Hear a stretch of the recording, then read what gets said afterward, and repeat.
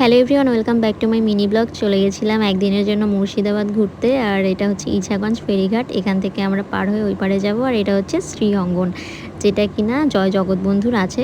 সবাই চিনতে পারবে না, তবে যারা চেনে তারা অবশ্যই চিনতে পারবে। এটা কিন্তু বাংলাদেশেও একটা আছে, যেটা আমাদের ফরিদপুরে অবস্থিত। তো এখানে আরেকটা আছে, যেটা আমার বাবা মা এসেছিলো, তাদের দেখার ভীষণ ইচ্ছে ছিল। আর এই গোলাপটা দেখো, পার্পল কালারের ছিল, এখানে বোঝা যাচ্ছে না, বাট এই কালারটা আমি কখনো দেখিনি। আর এই হচ্ছে মন্দিরটা, ভীষণ বড় ছিল আর খুবই সুন্দর। এখানে গেলেই না মনটা শান্ত হয়ে যায়। ফরিদপুরেরটাও না এরকম খুব ভালো লাগে গেলে। এখানে হচ্ছে জগৎবন্ধুর ছবি দিয়ে পুজো করা হয়। আর ফরিদপুরেরটাই মূর্তি আছে। কীর্তন শেষ করে আমরা চলে এলাম মহাপ্রসাদ খেতে। আর এটা হচ্ছে, তোমাদের বলে দিই, এটা হচ্ছে ডাহাপাড়ায়, মুর্শিদাবাদে।